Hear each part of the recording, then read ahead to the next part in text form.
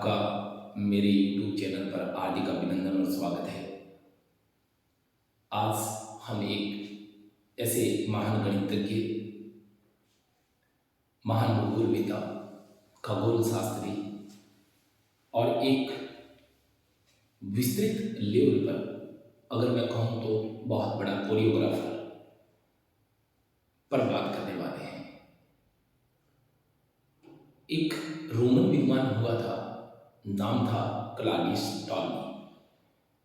Claudius Ptolemy मिस्र का निवासी था और बाद में अपने अध्ययन और अध्यापन का मुख्य जो कार्यक्षेत्र था वो एलेक्जेंड्रिया को बनाया और अपने अध्ययन अनुभव और अध्ययन सामग्री, मानचित्रों और यहाँ तक कि अपने संश्लेषित जो ज्ञान था उससे हम सबको जो है उन्हें सराबोर किया है और इससे संबंधित बारी बारी जो है एग्जाम्स में प्रश्न पूछे जाते हैं, चाहे वो नेट जीआरएफ रहता हो या प्रथम श्रेणी हो या कॉलेज व्याख्याता हो। अक्सर जो टोलमी का जो जितने भी ग्रंथ हमारे पास उपलब्ध है ये यूनानी और रोमन विद्वानों में प्राप्त सारे ज्ञान का एक निचोड़ है और वो आज भी जितना भौगोलिक ज्ञान रोम और यूनान का है वो हमें टोलमी के ग्रंथों से प्राप्त होता है। इनसे संबंधित दो पंक्तियां बहुत बार जो है वो एग्जाम्स में पूछी जाती है। इन्होंने कहा कि भूगोल गणितीय संबंधों का विज्ञान है, बाकी सब कोरियोग्राफी है। दोबारा फिर सुने इस बात को और नोट कर लें कि भूगोल गणितीय संबंधों का विज्ञान है, बाकी सब कोरियोग्राफी है। और भूगोल के बारे में इनकी एक परिभाषा और बहुत महत्वपूर्ण है जो कई बार एग्जाम्स में रिपीट हुई है। तो इन्होंने कहा कि पृथ्वी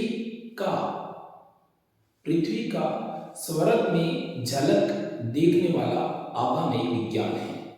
यानी कि भूगोल पृथ्वी का स्वर्ग में झलक देखने का आभामयी विज्ञान है। ये परिभाषा भूगोल की क्लाडियस टॉलमी ने अपने प्रसिद्ध ग्रंथ दी ज्योग्राफिया या दूसरा नाम उसका अगर मैं कहूँ तो एक गाइड टू ज्योग्राफी है, उसके अंदर उन्होंने इन परिभाषाओं को दिया था। इनका जो विस्तृत ज्ञान हमें शुरू होता है उसमें इन्होंने एक शब्द इस्तेमाल किया गया है कि दी ज्योग्राफिक सिंथेटिक्स। ये जो शब्द है इसका वास्तविक जो अंग्रेजी प्रोनाउंसिएशन होता है वो होता है ग्रेट सिंथेसिस। सिंथेसिस को अगर मैं कहूँ तो महान अन्वेषण या महान संश्लेषण। यहीं से इनका जो दूसरा एक अरबी रूपांतरण आता है उसको द अलमगस्ट के नाम से जाना गया। यहाँ आपको मैं बता दूं कि इनकी जो प्रसिद्ध रचना थी बाद में जो फेमस हुई वो थी द अलमगस्ट, जिसके 2 वॉल्यूम थे। कितने? 2 वॉल्यूम थे। एक का नाम दी ज्योग्राफिक सिंथेटिक्स रखा गया और दूसरी जो बुक की वॉल्यूम थी उसका नाम रखा गया दी ग्रेट सिंथेसिस। अब आप समझ गए होंगे कि दी अल्मागस्ट के 2 वॉल्यूम थे और अल्मागस्ट में समस्त जो ग्रह थे उन ग्रहों की गतियां, जिसमें पृथ्वी, चंद्रमा और अन्य जितने भी खगोलीय पिंड हैं उनके बारे में विस्तृत जानकारी दी गई थी। टॉलमी ने अपने ग्रंथ में लगभग 1022 जो खगोलीय पिंड थे उनका जिक्र किया था और इसमें उन्होंने ग्रहों की गति के बारे में भूकेंद्रित सिद्धांत को अपनाया था, जो कि पूर्व में टॉलमी, प्लेटो या इससे भी पूर्व जो इरेटोस्थेनीस या यूनानी और रोमन भूगोलवेत्ताओं ने भूकेंद्रित सिद्धांत के आधार पर अपने भौगोलिक ज्ञान की व्याख्या की थी। यहाँ भूकेंद्रित का मतलब है कि समस्त जो विद्वान थे वो ये मान रहे थे कि पृथ्वी इस सौर परिवार के बीच में स्थित है और इसी से क्या है कि सारे ग्रह इनके चारों ओर चक्कर लगाते हैं। इस ज्ञान को हम लोग लगभग 1500 साल तक या 15 शताब्दी तक जो है हम गलत पढ़ते रहे, जब तक कि 1543 में कोपरनिकस ने ग्रहों की गति और ग्रहों के परिक्रमण और घूर्णन के बारे में पूरी जानकारियां हमें उपलब्ध नहीं करवाती थी। उससे पहले ये भूकेंद्रित सिद्धांत था, बाद में अब हम इसे सूर्य केंद्रित सिद्धांत के नाम से पढ़ रहे हैं कि सौर परिवार का जो मुखिया है वो सूर्य है और सूर्य जो है इस सौर परिवार के केंद्र में स्थित है और बाकी समस्त ग्रह सूर्य के चारों ओर चक्कर लगाते हैं। तो दी अल्मागस्ट जो था वो एक गणितीय भूगोल है या एक खगोल शास्त्रीय भूगोल है जिसमें पूरी की पूरी जो जो हमारे खगोलीय पिंड है उनकी जानकारियाँ उपलब्ध करवाई गई हैं। इसके बाद इनका एक प्रसिद्ध ग्रंथ जिनके 2 वॉल्यूम प्रकाशित हुए, जिसको हम दी ज्योग्राफिया के नाम से जानते हैं, या द ज्योग्राफी, या इसका दूसरा जो नाम है वो नाम दिया गया था दी गाइड टू ज्योग्राफी। ये 2 प्रमुख वॉल्यूम के रूप में प्रकाशित हुआ। तो यहाँ अगर हम बात करें कि आज जितनी भी भौगोलिक ज्ञान की महिमा है वो हमें यूनानी या रोमन विद्वानों के जो ग्रंथ थे उनसे उपलब्ध नहीं होती, जबकि क्लाडियस जो टॉलमी था उनके ग्रंथों से हमें ये उपलब्ध होती है। कई विद्वानों ने इनको साहित्यिक चोर की संज्ञा दी। इसका अभिप्राय ये था कि कुछ विद्वान ये कहते हैं कि जो इरेटोस्थेनीज था, या इससे पहले थेलेस था, या फिर इसके बाद हिपार्कस आया, या इससे पूर्व स्ट्रैबो आया, ये सारे जो विद्वान थे उनके कार्यों को ही इसने चुराया है। लेकिन दरअसल ये बिल्कुल गलत आलोचना की गई है। यहाँ अगर हम बात करें इरेटोस्थेनीज की, तो उन्होंने गणितीय आधार पर भूमध्य रेखा की लंबाई, अक्षांश, देशांतर, यामोत्तर अपने मानचित्रों में खींचे थे। इसके बाद हिपार्कस ने विस्तृत जो कार्य किया था गणितीय आधार पर, उन्होंने वृत्त के 360 डिग्री के कोणों का मान बताया, और उन्होंने एक क्लाइवेटा तैयार किया जिसमें अक्षांश और देशांतरों का एक जाल था, एक ग्रिड था, जिसके आधार पर उन्होंने जो प्रक्षेपों की रचना की थी। तो उन्हीं बातों को आगे विस्तृत तरीके से गणितीय आधार पर टॉलमी ने जो है आगे बढ़ाया था। तो मैं अगर आलोचना के स्थान पर ये कहूँ कि ये इरेटोस्थेनीज और हिपार्कस का अनुगामी था जो उनके कार्यों को आगे बढ़ाया। यहाँ जो दी गाइड टू ज्योग्राफी है उसमें बहुत सारी जानकारियाँ जो हैं वो इस प्रकार की थी कि खोजों की युग की शुरुआत का श्रेय जो है वो क्लाडियस टॉलमी को दिया जाता है। क्यों? क्योंकि इनके बनाए गए मानचित्र जिसमें विश्व का जो मानचित्र था उसको मुख्य रूप से इमिगो मुंडी के नाम से जाना गया। इमिगो मुंडी का मतलब यह है कि विश्व मानचित्र, और दूसरी बात यह थी कि इसके मानचित्रों में ही टेरा इनकोगनिटा नाम से अज्ञात भूमियों को शो किया गया था। इन मानचित्रों में उन्होंने हिंद महासागर के पार भी किसी महाद्वीप की परिकल्पना की थी, और बाद में 18वीं शताब्दी में जब जेम्स कुक ने इसको खोजा तो ये वास्तव में अंटार्कटिका महाद्वीप और जेम्स कुक द्वारा तस्मानिया, न्यूजीलैंड और ऑस्ट्रेलिया को भी 1770 के आसपास जो है वो खोज लिया गया था। तो इसका मतलब अनजान भूमि या अगम प्रदेशों की जो संकल्पना थी वो टॉलमी ने दूसरी शताब्दी में दे दी थी। इसका मतलब ये बहुत ही दूरगामी, दूरदर्शी एक कोरियोग्राफर था। यहाँ अगर मैं कहूँ कि भारत की खोज का श्रेय यानी कि पुर्तगाली नाविक वास्को डी गामा या स्पेन का यात्री रहा कोलंबस जो कि अमेरिका का खोज करता था, इन दोनों की महान यात्राओं का जो अप्रत्यक्ष, मैं यहाँ बोल रहा हूँ अप्रत्यक्ष जो श्रेय है वो क्लाडियस टॉलमी हो जाता है। क्योंकि इसके बाद अरबन विद्वान अल इदरसी, ध्यान करना, अल इदरसी ने जो मानचित्र बनाए उसने अपने मानचित्रों को बनाने का जो तरीका था वो उल्टा था। यानी कि वो नॉर्थ की जगह साउथ और साउथ की जगह नॉर्थ दिखाया करता था। यानी कि उनका जो साउथ था वो मानचित्रों के ऊपर था और जो नॉर्थ था वो नीचे था। इसीलिए पूर्व और पश्चिमी की दिशाएं भी बदल गई। और उन्हीं मानचित्रों का सहारा लेते हुए, अल इदरसी के मानचित्रों का सहारा लेते हुए, स्पेन का महान नाविक जो कोलंबस था वो भारत को खोजने निकला था, लेकिन वो पश्चिमी की तरफ तैरता हुआ कहाँ चला गया, उसने वेस्ट इंडीज को खोज डाला था। तो साथियों, अगर हम बात करें तो क्या योगदान रहा उनका हमारे भूगोल में, उनको मैं जो एग्जाम्स में आने वाले तथ्य हैं उनसे आपको रूबरू करवाता हूँ।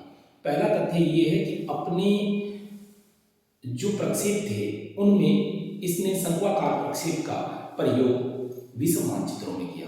दोबारा ध्यान दें, शंक्वाकार जो प्रक्षेप थे वो विश्व मानचित्रों में प्रयोग किया। और अक्षांश और देशांतर शब्दावली का प्रयोग करने वाला पहला व्यक्ति था। लिखने की बातों को अक्षांश और देशांतर जो शब्दावली है उनका प्रयोग करने वाला पहला विद्वान था। इसने अपने विश्व के मानचित्रों में बंगाल की जो खाड़ी थी उसको दिखाने वाला पहला विद्वान था। गंगा नदी के अपवाह तंत्र को भी इन्होंने बखूबी से अपने मानचित्र में दिखाया। अंटार्कटिका, ऑस्ट्रेलिया, उत्तरी व दक्षिणी अमेरिका को इन्होंने अपने मानचित्र में टेरा इनकोगनिटा के नाम से शो किया। ये अज्ञात भूमियां, यानी कि इनका अनुमान था कि समुद्र के पार भी जो है वो अज्ञात भूमियां मौजूद हैं, जिनको बाद में 15वीं शताब्दी के आसपास खोजा गया। तो मैंने पूर्व में ये बोला था आपको कि ये खोजों के महान युग का प्रारंभ करने वाला व्यक्ति था। तो क्लॉडियस टॉलमी की जो प्रसिद्ध रचनाएं हैं, जो बारी बारी एग्जाम्स में पूछी जाती है, उन पर हम जिक्र करते हैं और उनको एक एक करके पढ़ते हैं और उनकी विस्तृत जानकारियां जो है हम प्राप्त करते हैं। तो आइए ब्लैक बोर्ड पे हम इन चीज़ों को विस्तृत तरीके से जानते हैं। तो साथियों, हमने अभी बात की, एक जनरल परिचय की बात की थी क्लॉडियस टॉलमी की। अब हम बात करते हैं कि उनकी जो प्रसिद्ध रचनाएं हैं, जो एग्जाम्स में बारी बारी आई है, उनके ऊपर हम बात करने वाले हैं। थोड़ा सा इनके अंदर किस से संबंधित जो विशेष जानकारी है उस पर मैं जिक्र जरूर करूंगा और किस चीज़ में क्या क्या दिखाया गया, तो एक तथ्य के रूप में आप इन चीज़ों को नोट कर लेंगे। तो पहली बात यह आती है कि क्लॉडियस टॉलमी जो था वो रोमन विद्वान था और रोमन विद्वान, इनका जन्म जो था वो 90 एडी से लेकर इनकी मृत्यु जो हुई थी वो 168 एडी में हुई थी। तो लगभग ये 2री शताब्दी का महान अन्वेषण करता था और महान गणितज्ञ और खगोल शास्त्री था। तो बात हम कर रहे हैं कि इनकी जो प्रसिद्ध रचनाएं थी वो पहली थी दी सिंथेटिक्स। दी सिंथेटिक्स का मतलब मैं पहले आपको परिचय में बता चुका हूं कि इसका मतलब होता है दी ग्रेट सिंथेसिस, यानी कि महान संश्लेषण या महान विस्तृत अन्वेषण करता। तो ये 2 वॉल्यूम में प्रकाशित हुई। कितने? 2 खंडों में प्रकाशित हुई। 2 खंड थे इसके, एक तो दी ग्रेट सिंथेसिस और दूसरा नाम था दी अल्बागस। यहाँ आपको याद रखना है कि ये दोनों जो ग्रंथ थे, उन दोनों ग्रंथों को जो अरबी भाषा है, अरबी भाषा में अल्बागस के नाम से जाना जाता है। ये जो विस्तृत तरीके से खगोलीय पिंडों की गतियां, जैसे सूर्य, चंद्रमा, पृथ्वी और विविध प्रकार के जो ग्रह हैं, उनसे संबंधित जो जानकारियां हैं वो इस ग्रंथ में है। और मैंने पूर्व में आपको बताया कि ये जो ग्रंथ है इसमें लगभग क्लॉडियस टॉलमी ने 1022 खगोलीय पिंडों का जिक्र किया है और इन खगोलीय पिंडों की गतियां भूकेंद्रित सिद्धांत पर आधारित थी, जो बाद में कोपरनिकस ने 1543 ईस्वी में इसको सूर्य केंद्रित सिद्धांत के रूप में हमें वास्तविक ज्ञान से रूबरू करवाया था। तो ये प्रसिद्ध इनकी रचना है। कई बार ये अलग अलग नाम से भी आ जाती है, दी ज्योग्राफी सिंथेटिक्स या फिर ये अल्बागस के नाम से। अगली जो इनकी रचना है वो है महत्वपूर्ण रचना है दी ज्योग्राफिया या दी ज्योग्राफी। इसको ज्यादातर जो रोमन भाषा है उसमें गाइड के नाम से जाना जाता है। तो इसके मुख्य जो है वो 8 खंड थे या 8 वॉल्यूम में ये प्रकाशित हुई और इसको इस नाम से भी जाना जाता है, दी गाइड टू ज्योग्राफी। इसी के अंदर समस्त जो जानकारियां हैं कोरियोग्राफी या इनसे संबंधित वो उपलब्ध है। चाहे शंक्वाकार प्रक्षेप पर इनका विश्व मानचित्र है, जिसमें टेरा इनकोगनिटा नाम से अज्ञात भूमियां, ये सब ध्यान रखना, टेरा इनकोगनिटा इसका मतलब होता है अज्ञात भूमि या अगम प्रदेश। अज्ञात भूमि या अगम प्रदेश, उनका अनुमान ये था कि ये जो हिंद महासागर है इसके पार भी कोई अज्ञात भूमि है, या फिर उन्होंने जो अटलांटिक महासागर था, हिंद महासागर था, उसके पार भी उन्होंने अज्ञात भूमियों का जिक्र किया था। अगर कहें तो ये ग्रंथ अपने आप में खोजों के युग के प्रारंभ का एक सूत्र था, जिसमें बाद में 18वीं शताब्दी के आसपास जेम्स कुक ने जो जो ऑस्ट्रेलिया और इसके अलावा तस्मानिया, न्यूजीलैंड और अंटार्कटिका महाद्वीप के बारे में जानकारी दी। इसी ग्रंथ में उन्होंने भारत को दिखाया, बंगाल की खाड़ी को दिखाया, गंगा नदी का मानचित्रण करने वाला पहला विद्वान था। जब शंक्वाकार प्रक्षेप पर उन्होंने विश्व के मानचित्र की रचना की तो पहला व्यक्ति था, ध्यान करना ये प्रश्न बहुत बार आया, ये पहला व्यक्ति था जिसने यामात्रों या अक्षांश और देशांतर शब्दावली का इस्तेमाल किया। यानी कि जो क्लाइमेटा हिपार्कस ने बनाया था उसमें अक्षांश देशांतर जो शब्द थे वो दिए थे क्लॉडियस टॉलमी ने। और इसके साथ उन्होंने एक विषम मानचित्र बनाया जिसका नाम इमिगो मुंडी है। इमिगो मुंडी, ये जो ग्रंथ है, ये जो मानचित्र है, वही खोजों के युग का प्रारंभ करने वाला था।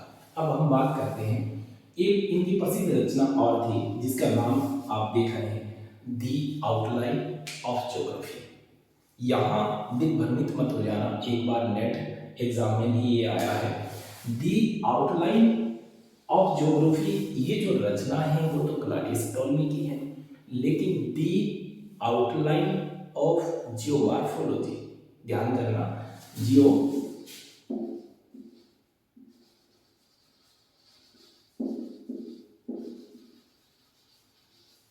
जियोमॉर्फोलॉजी जो रचना है वो मॉर्गन की है। यहाँ मात मत खा जाना क्योंकि जल्दबाजी में पढ़ने में हम गलती करते हैं। दी आउटलाइन ऑफ जियोमॉर्फोलॉजी रचना है मॉर्गन की, और ये रचना किसकी है? ये रचना है क्लॉडियस टॉलमी की। अब बात आती है उनका एक प्रसिद्ध ग्रंथ और था एनेलिमा। एनेलिमा जो ग्रंथ था इसमें भी विस्तृत तरीके से उन्होंने कोरियोग्राफी के बारे में या कार्टोग्राफी के बारे में बताया था। तो टोलमी से संबंधित जो तथ्य थे वो मैंने आपके सामने प्रस्तुत कर दिए हैं। बारी बारी जब एग्जाम्स में ये प्रश्न आते हैं तो इनकी जो रचनाएं हैं उनमें दी गाइड टू ज्योग्राफी और अल्मागस्त के बारे में आता है।